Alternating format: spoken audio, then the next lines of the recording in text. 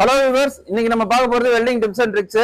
இது வந்து பார்ட் 5. நம்ம ஏற்கனவே 4 பார்ட் வரைக்கும் பண்ணிருக்கோம். மறக்காம அந்த வீடியோ லிங்க் வந்து டிஸ்கிரிப்ஷன்ல கொடுத்துருக்கோம், மறக்காம போயிட்டு பாத்துருங்க. இன்னைக்கு வந்து பாத்தீங்கன்னா வெல்டிங் டிப்ஸ் அண்ட் ட்ரிக்ஸ்ல இந்த மாதிரி பம்போட பாடியில இருக்கக்கூடிய செக்ஷன் சைடு போல்ட்டை வந்து நம்ம ரிமூவ் பண்றது எப்படி அப்படிங்கறத பார்ப்போம்.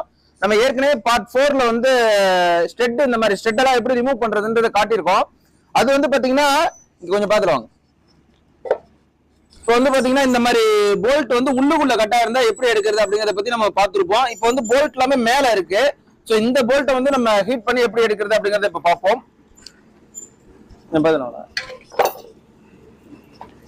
இப்போ வந்து பாத்தீங்கன்னா இது வந்து ஒரு கிர்லோஸ்கர் பம்போட அவுட்